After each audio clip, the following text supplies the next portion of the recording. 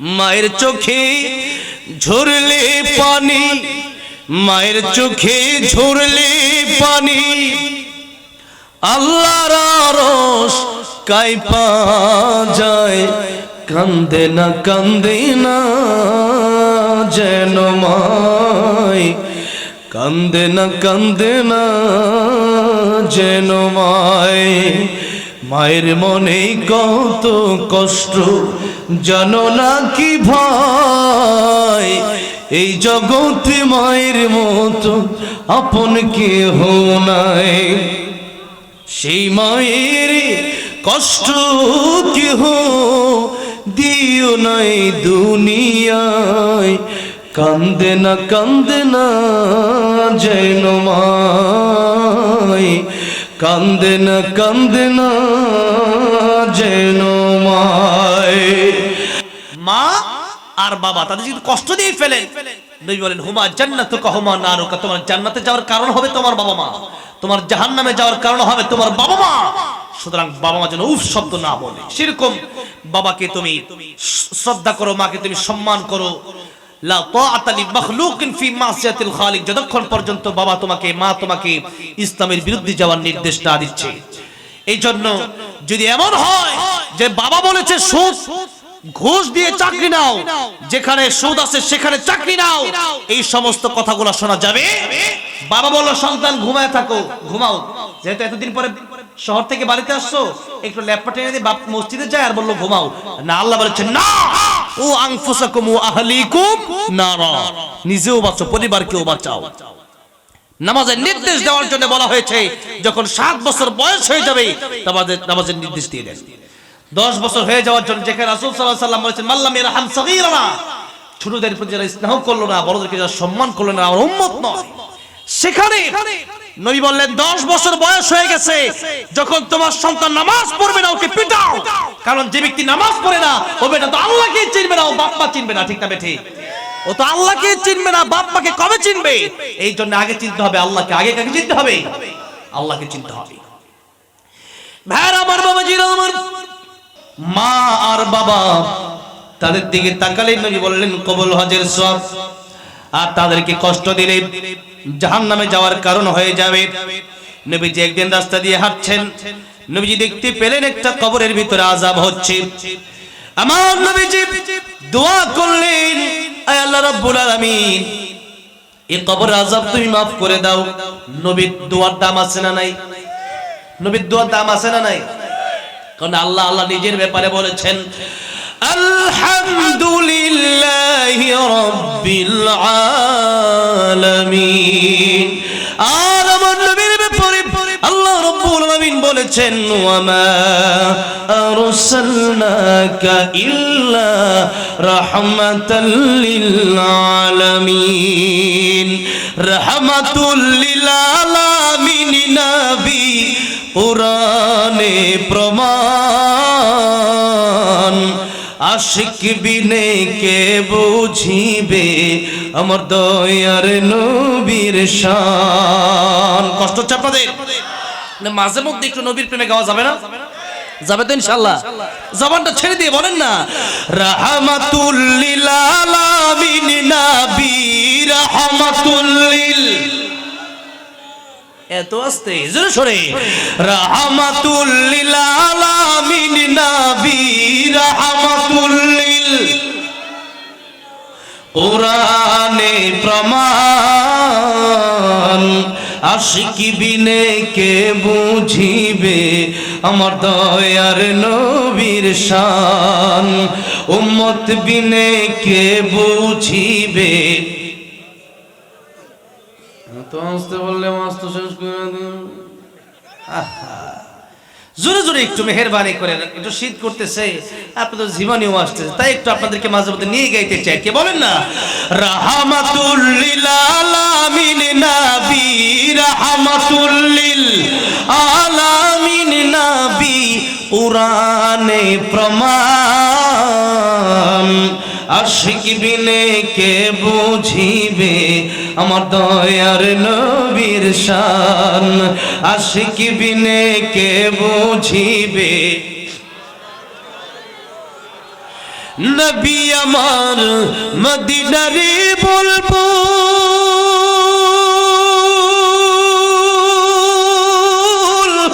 আমার আল্লাহ ভালোবেসে নামটি দিলেন হাবিবে রাসূল। আল্লাহু আকবার।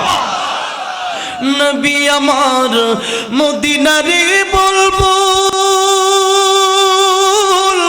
আমার আল্লাহ ভালোবেসে নামটি দিলেন হাবিবে রাসূল। ওই নবীকে ভুল বুঝিলে থাকবে না ঈমান।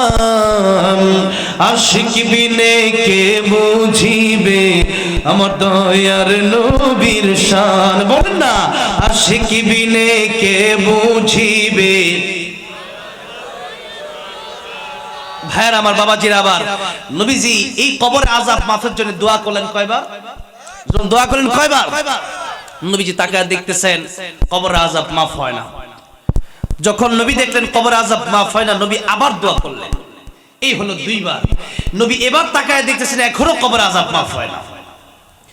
আমার নবীজি তৃতীয়বারের মতো আরেকবার দোয়া করলেন, আল্লাহ রাব্বুল আলামিন লোকটা মুসলমান, এরপরও কেন কবরের আযাব মাফ হয় না? আল্লাহ রাব্বুল আলামিন তিনবার আমি দোয়া করলাম, তুমি রব্বুল আলামিন আলামিন রাহমাতুল লিল আলামিন। তিনবার দোয়া করলাম, এরপরও কেন তার কবরের আযাব মাফ হয় না? আল্লাহ রাব্বুল আলামিন জিবরাইলকে বললেন, জিবরাইল আমার নবীর কাছে যাও, গিয়ে বলবা এই ব্যক্তির জন্য নবীজি তিনবার কেন কিয়ামত পর্যন্ত যদি দোয়া করে আমি আল্লাহ আমার নবীর দোয়া কবুল করব না। কারণ হচ্ছে তার মাকে সে কষ্ট দিয়েছে, মার কাছে যতক্ষণ পর্যন্ত ক্ষমা না চাবে ততক্ষণ পর্যন্ত নবীর দোয়া আমি আল্লাহ কবুল করব না। কারণ আল্লাহর হক আল্লাহর সাথে সম্পৃক্ত, বান্দার হক বান্দার সাথে সম্পৃক্ত। বান্দার হক কার সাথে সম্পৃক্ত? বান্দার সাথে সম্পৃক্ত।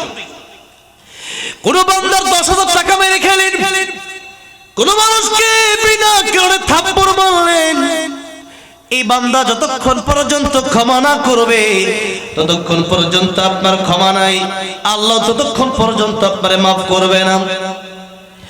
জিবরাইল ডেকে বললেন, ইয়া রাসূলুল্লাহ,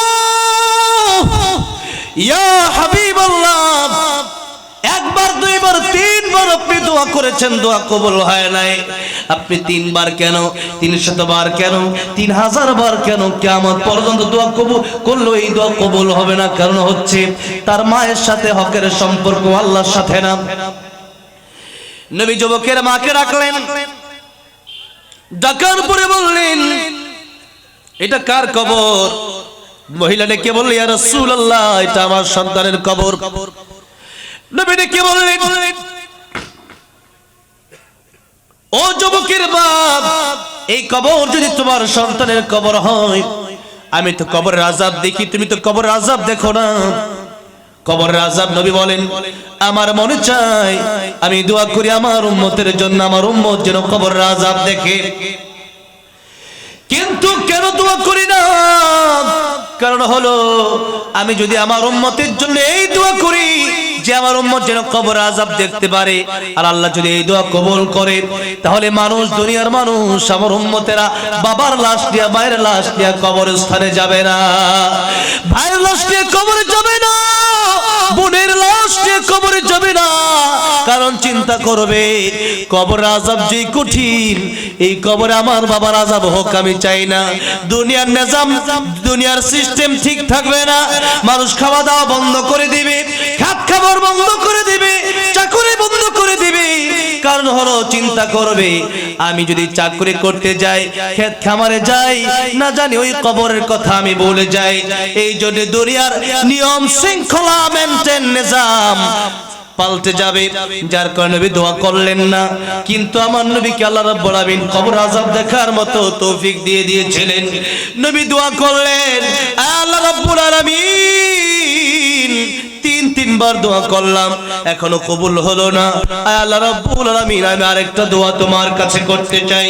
সেই দোয়াটা হলো এই যে যুবকের মা এখানে এসেছে, এই যুবকের মাকে নবী বললেন তুমি তাকে মাফ করে দাও। যুবকের মা রাজি হলো না। নবী বলেন আয় আল্লাহ, তার মাকে তুমি কবর আযাবটা একটু দেখাও, হতে পারে তার মা তাকে ক্ষমা করে দিবে। আমার আল্লাহ রাব্বুল আলামিন নবীর দোয়া বল কবুল করলেন। যে মুহূর্তে যুবকের মা কবরের দিকে তাকালো, তাকায় দেখলো সন্তানের কবরে আযাব। কবরের দুই পাশের চাপ এত কঠিন, এক পাশের হাড় আর এক পাশে যখন চলে যায়, নবী বলেন এক একটা হাতুড়ির বাড়ির ওজন কত? উহুদ পাহাড় 8 মাইল লম্বা। একটা বাড়ি যখন সে উহুদ পাহাড়ে যদি সেই কবরের হাতুড়ি দিয়ে দেওয়া হয়, উহুদ পাহাড় ভেঙে চুরে তছনছ হয়ে যাবে, চূর্ণ বিচূর্ণ হয়ে যাবে। আর সেই হাতুড়ি দিয়ে যখন তার সন্তানকে পেড়ানো হচ্ছে, মা সহ্য করতে পারল না, বলল ইয়া রাসূলুল্লাহ, ইয়া হাবিবাল্লাহ, আমি মা যত কষ্টই আমার দেখ না কেন, আমার তার স্ত্রীর কথা শুনে আমাকে এই সন্তান আঘাত করেছিল, এই দাগগুলো এখনো আছে, যার কারণে এতক্ষণ পর্যন্ত সন্তানকে আমি ক্ষমা করতে চাই নাই। কিন্তু ইয়া রাসূলুল্লাহ, ইয়া হাবিবাল্লাহ, কবর আযাব বুঝি এত কঠিন, আমার সন্তানের কোনো কষ্ট আমি আর রাখলাম না, এই মুহূর্তে আমার সন্তানকে আমি মাফ করে দিলাম।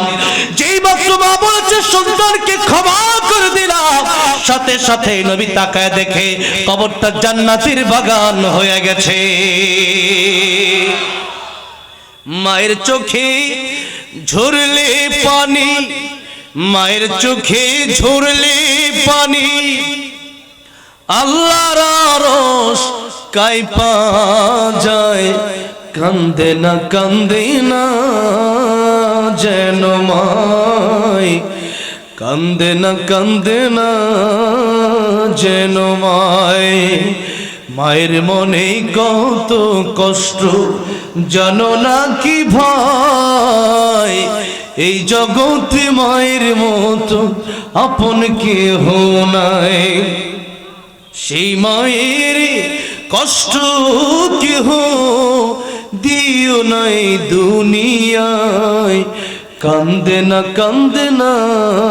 যেন মায়, কান্দে না যেন মায়।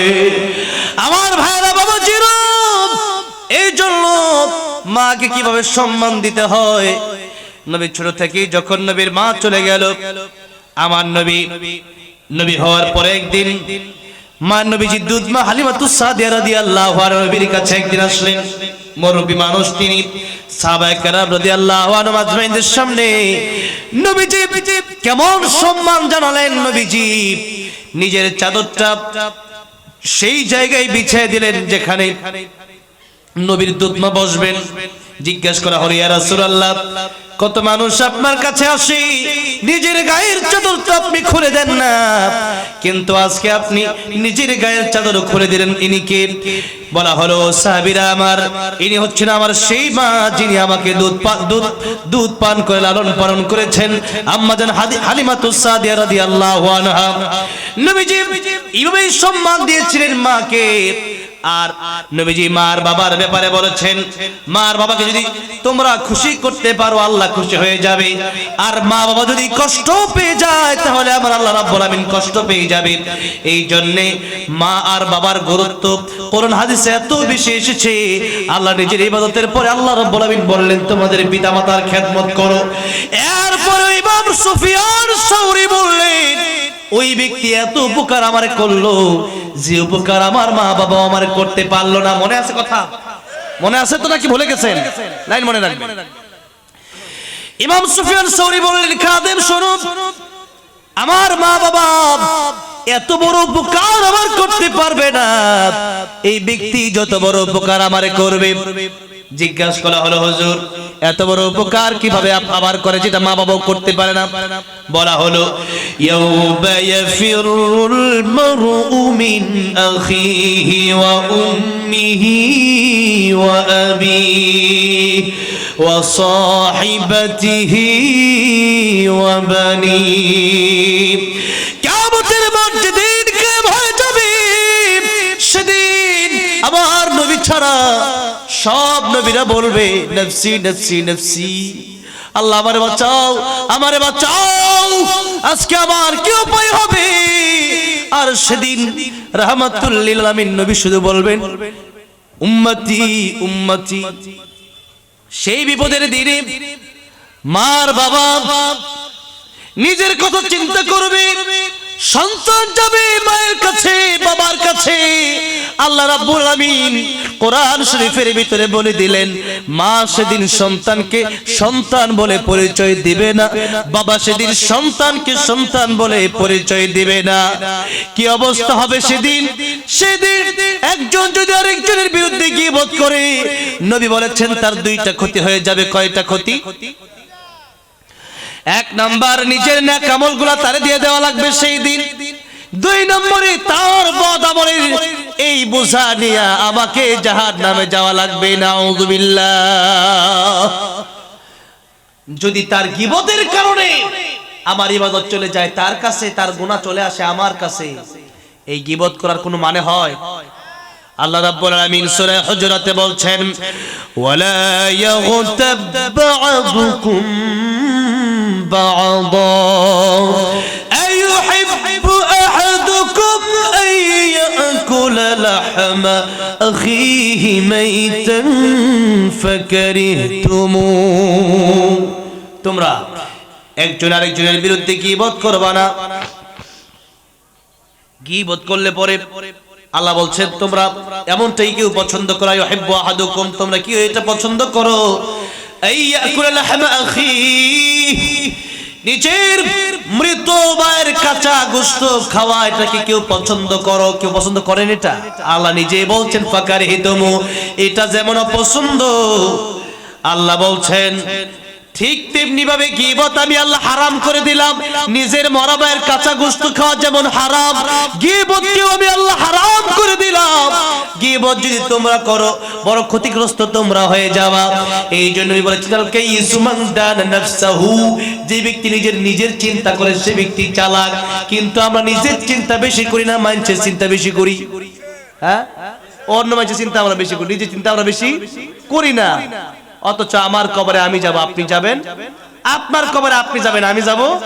সুতরাং বাবাজিরা, ভাইরা, নিজের কবরের চিন্তা, আমি কবরে গেলে তো আমার সাথে 1 কোটি টাকা দেবো, কেউ যাবে আমার সাথে? বলেন। মাকে যদি বলা হয়, ও মা তুমি না আমার গর্ভ ধারণ করছো, আমি কবরে যাওয়ার পর তুমি আমার সাথে যাইও, মা যাবে? বাবা না, ওই সময় কিন্তু আমি নাই। কবরে কেউ যাবে, সেখানে কেউ আপন না, সেখানে আপন আমার আল্লাহ। সেখানে কি? আল্লাহ। আর আপন হলো আমার নবী। কবর মাঝে মা বাবাকে দেখা যাবে না, দেখব যাকে তিনি হলেন শাহে মদিনা। সেদিন আল্লাহর নবী বিনে অন্য কেউ বন্ধু হবে না, সেদিন আল্লাহ বিনে অন্য কেউ বন্ধু হবে না। আমার মরণ আসিবে কখন কেউ তো জানে না, আমার মরণ আসিবে কখন কেউ তো জানে না। ঠিক কি না? এই জন্য আল্লাহ বলছেন তোমাদের বন্ধু ঈমানদার যারা তোমাদের বন্ধু হবে 3 জন। 1 নম্বর ইন্নামা ওয়ালিয়ুকুমুল্লাহ ওয়া রাসূলুহু ওয়াল্লাযীনা আমানু। 1 নম্বর তোমাদের বন্ধু হবে আল্লাহ। 1 নম্বর বন্ধু হবে কে? যখন আমাদের কেউ ছিল না তখন ছিলেন কে? আবার যখন কেউ রবে না তখন রবেন কে? ভাইরা আমার, বাবাজিরা, এই জন্য আল্লাহর ডাকে সাড়া দিতে হবে। কার ডাকে সাড়া দিতে হবে? আল্লাহর ডাকে। নামাজে চলে যেতে হবে, নবী যা বলেছেন সে আদর্শ আমাদের বাস্তবায়ন করতে হবে। এই জন্য বন্ধু হবে 2 জন। 1 নম্বরে আল্লাহ, 2 নম্বরে রাসূল, 3 নম্বরে আল্লাহ বলেন ওয়াল্লাযীনা আমানু, যারা ঈমানদার। কেমন ঈমানদার? নাম ঈমানদার হলে হবে না, আল্লাহ ব্যাখ্যাও করে দিলেন। সুবহানাল্লাহ পড়েন। আল্লাযীনা আমানু আল্লাযীনা ইউকিমুনাস সালাতা ওয়া ইউতুনাজ যাকাতা ওয়া হুম রাকিউন, যা নামাজ পড়ে এদেরকে বন্ধু বানাবো। কারণ সৎসঙ্গে স্বর্গবাস, অসৎসঙ্গে সর্বনাশ। বন্ধু যদি বিড়ি খায় কয়েকদিন পরে দেখবেন ভালোটারও বিড়ি খাওয়ায়। ঠিক না? ঠিক। ওই তুই একটু খা। আমি ছোটবেলা একবার এক বিয়েতে গেছিলাম, আমি যাওয়ার পরে আমারে ওরা সবাই মদ খায়, তো আমারে বলে তুই একটু মদ খা। তখন আমি হিফ শেষ করছি, একবার তার সাথে গেছিলাম, কই বেটা হাফেজ হইছিস কি মদ খাওয়ার জন্য হাফেজ হইছিস নাকি বেটা, কোরআন শিখছি এই জন্য বেটা, তোর মদ তোরা খাইতে পারোস, আমি খাবো না, কারণ আমি জানি এই পৃথিবীতে মদ খেলে আমার কেউ দেখবে না, ঘরের ভিতর তোর সাথে খাইতে পারি, কিন্তু আমি জানি আমার আল্লাহ কিন্তু আমার ঠিকই দেখবে। পৃথিবীর কোনো মানুষ দেখে না, একজন দেখে, তিনি কে? জোরে বলেন তিনি কে? এই ভয়টা যদি কারো অন্তরে থাকে, সেই ব্যক্তি গুনাহ করতে পারে না। জোবেন পারে? যাদের হৃদয়ে আছে আল্লাহর ভয়, তারা কভু পথ ভুলে যায় না। আল্লাহর প্রেম ছাড়া এই দুনিয়ায় কারো কাছে কোনো কিছু চায় না। রাতের আধারে যারা সিজদাতে রয়, দু চোখের অশ্রুতে নদী যেন বয়, ছলনার হাত ছানি যতই আসুক পিছনে ফিরেও তাকায় না। যাদের হৃদয়ে আছে আল্লাহর ভয়, তারা কভু পথ ভুলে যায় না। আল্লাহর প্রেম ছাড়া এই দুনিয়ায় কারো কাছে কোনো কিছু চায় না। ঠিক না ঠিক? এই জন্য কোরআন শরীফে সূরা হুজুরাতে আল্লাহ রাব্বুল আলামিন বললেন, কে সুন্দর কে কালো, কে ধনী কে গরিব, এগুলোর মাধ্যমে আমি আল্লাহর কাছে দাবি হওয়া যায় না, বরং আল্লাহর কাছে যদি দাবি হতে হয়, আল্লাহ বললেন ইন্না আকরামাকুম ইনদাল্লাহি আতকাকুম, যার অন্তরে যত বেশি আল্লাহর ভয়, তার দাম আল্লাহর কাছে তত বেশি। নবী বলেছেন আত্তাকওয়া হাহুনা, আত্তাকওয়া হাহুনা, আত্তাকওয়া হাহুনা। তাকওয়া হলো অন্তরের ব্যাপার, এটা অন্তরে থাকতে হয়, এটা শুধু উপর দিয়ে দেখালে হয় না। আজকে আমাদের চেহারা বড় ভালো, কিন্তু আমাদের অন্তর বড় কালো। আর হযরতে বেলাল বড় কালো, কিন্তু তার অন্তর বড় ভালো। লুকমান হাকিম যার নামে আল্লাহ রাব্বুল আলামিন কোরআন শরীফে একটা সূরা নাযিল করে দিয়েছেন, সেই লুকমান হাকিম কালো না ধলা? কালো। এরপরে তার অন্তরটা বড় ভালো।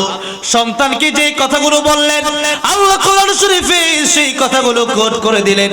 আল্লাহ বললেন, লুকমান হাকিম তার সন্তানকে কি বলছে দেখেন, ওয়া ইয ক্বালা লুকমানু লিবনিহি ওয়া হুয়া ইয়াইযুহু ইয়া বুনাইয়া লা তুশরিক বিল্লাহ ইন্নাশ শিরকা লাযুলমুন আযীম।